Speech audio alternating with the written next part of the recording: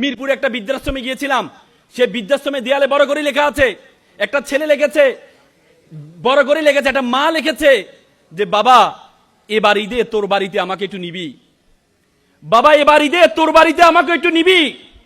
কত ভয়ঙ্কর বাক্য ব্যবহার করেছে, কত ভয়ঙ্কর বাক্য ব্যবহার করা হয়েছে। এবার ঈদে তোর বাড়িতে আমাকে একটু নিবি। মায়ের কষ্ট, বাবার কষ্ট আমরা বুঝি নাই বলেই আজকে আমাদের দেশে বৃদ্ধাশ্রম বেড়ে যাচ্ছে, আজকে আমাদের দেশে বৃদ্ধাশ্রম বেড়ে যাচ্ছে।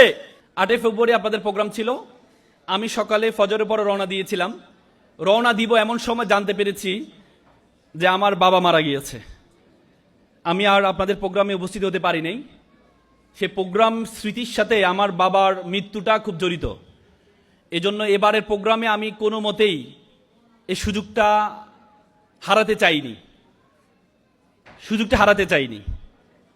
তোমরা এখানে যারা শিক্ষার্থীরা আছো, পৃথিবীতে সবচেয়ে মূল্যবান সম্পদ হচ্ছে তোমার বাবা এবং তোমার মা। আজকে যে বাবা মাগুলো পিছনে বসে আছে, সারা সপ্তাহ ধরে যে বাবা মাগুলো সারা সপ্তাহ ধরে কাজ করেছে, শুক্রবার শনিবার দিকে তাকিয়ে থাকে কখন আসবে, সে শুক্রবার শনিবার একটু বিশ্রাম নিবে, সে বাবা মাগুলো আজকে তোমাদের আনন্দে আনন্দিত হওয়ার জন্য, তোমাদের আনন্দে আনন্দিত হওয়ার জন্য আজকে তোমাদেরকে নিয়ে এই প্রোগ্রামে আসছে। পৃথিবীতে বাবা মা না হারালে তোমরা বুঝবা না পৃথিবীর কত গুরুত্বপূর্ণ সম্পদ হচ্ছে তোমার বাবা এবং তোমার মা। আজকে বাবা হচ্ছে এমন একটা জিনিস, আজকে সবসময় আমরা মায়ের কথা বলি, বাবার কথা খুব কম বলি, কিন্তু বাবাকে বলা হয় একটা ছাদের মতো, যত গরম আছে যত চাপ আছে সবকিছু সহ্য করে, কিন্তু নিচে তার পরিবারের, তার সন্তান, তার ওয়াইফ, তার স্ত্রী, তার মা বাবা, সে মা বাবাকে শান্তিতে রাখার জন্য সব কষ্ট সহ্য করে। বাবাকে বলা হয় একটা ছাতার মতো, সকল বৃষ্টি ঝড় ঝাপটা উপরে দিয়ে যায়, তারপরে নিচে তার সন্তান, তার পরিবারের সদস্যদেরকে কষ্ট দিতে চায় না। বাবাকে বলা হয় সেই সূর্যের মতো, সূর্য যেমন আমাদেরকে গরম দেয়, কিন্তু সূর্য যদি না থাকে আমাদের জীবন যেমন অন্ধকার হয়ে যায়, তেমনি বাবা যদি তোমার জীবনে না থাকে তোমার জীবনটা সেভাবে অন্ধকার হয়ে যায় যদি বাবা না থাকে। আজকে বাবাদেরকে আমরা মূল্যায়ন খুবই কম করি, বাবাদেরকে মূল্যায়ন খুবই কম করি আমরা। আজকে আমি বাবা হারিয়েছি, আমি জানি বাবা আমার জীবনে, আমার মনে হয় যে পৃথিবীর সবকিছু যদি আমাকে দিয়ে দিয়ে বলতো সবকিছুর এর বিনিময়ে তোমার বাবাকে ফেরত দেব, তাহলে আমি সেটা গ্রহণ করে নিতাম। আজকে তোমাদের মা বাবা সবসময় তোমাদেরকে ভালোবাসে, এই জন্য মা বাবার গুরুত্বটা তোমরা বুঝো না। একবার একটা ছেলে অনেক বড় হয়েছে, বড় হওয়ার পরে বাবাকে নিয়ে ঘুরতে আসে ঢাকা শহরে, নব থিয়েটারে নিয়ে গেছে। বাবা জিজ্ঞেস করে, বাবা বুড়ো হয়ে গেছে, তোমরা জানো বুড়ো হলে মানুষ শিশু সুলভ হয়ে যায়। বাবা জিজ্ঞেস করছে, বাবা এটা কি? ছেলে বলে, বাবা এটা নব থিয়েটার। বাবা আবার জিজ্ঞেস করলো, বাবা এটা কি? ছেলে দ্বিতীয়বার ধমক দিয়ে বলে, তুমি কি বাচ্চা হয়ে গেছে, বুঝো না তোমাকে বলেছি এটা নব থিয়েটার? বাবা চোখের পানি ফেলে দিয়ে বলল, বাবা ঠিক 20 বছর আগে তোমাকে আমি শাপলা চত্বরে নিয়ে আসছিলাম, তুমি আমাকে একবার প্রশ্ন করেছিলে এটা কি, আমি বলেছিলাম বাবা এটা শাপলা। তুমি আবার আমাকে প্রশ্ন করেছিলে, বাবা এটা কি, আমি তোমাকে আবার বলেছিলাম এটা শাপলা। তুমি আমাকে 10 বার জিজ্ঞেস করেছিলে, আমি 10 বার তোমাকে চুমু খেয়ে বলেছিলাম বাবা এটা শাপলা। আজকে একবার থেকে 2 বার থেকে তোমার কাছে আমাকে অসহ্য মনে হচ্ছে, আমাকে অসহ্য মনে হচ্ছে। আজকে সে বাবাকে আমরা গুরুত্ব দিতে পারি না। একটা বাবা বৃদ্ধ বয়সে একটা রেস্টুরেন্টে খেতে গিয়েছে, ছেলে নিয়ে গিয়েছিল, বাবার খাওয়ার পরে যাচ্ছে, ছেলে খাওয়ারটা নিয়ে বাবাকে খাওয়াই দিচ্ছে, পাশে একটা বৃদ্ধা লোক তাকিয়েছিলেন। তাকিয়ে থাকার পরে বাবা খাওয়ার শেষে ছেলে মুখটা মুছে দিয়ে যখন বিলের সেকশনে গেলেন বিল দেওয়ার জন্য, সে সময় বৃদ্ধা লোকটি ছেলেকে বলল, বাবা তুমি কি কোনো কিছু রেখে যাচ্ছ?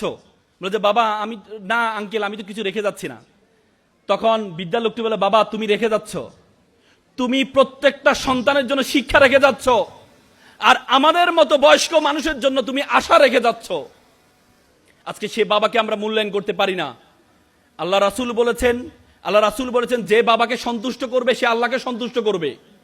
তো সুতরাং তোমরা, এবং কোরআনে স্পষ্টভাবে বলেছে, ইম্মা ইয়াবলুগান্না ইনদাকা বারাহুমা আও কিলাহুমা ওয়ালা তাকুল্লাহুমা উফি ওয়ালা তানহারহুমা ওয়া কুল্লাহুমা কাউলান করিমা। মা বাবার সাথে উফ শব্দটি পর্যন্ত ব্যবহার করো না, উফ শব্দটি পর্যন্ত তোমরা ব্যবহার করো না।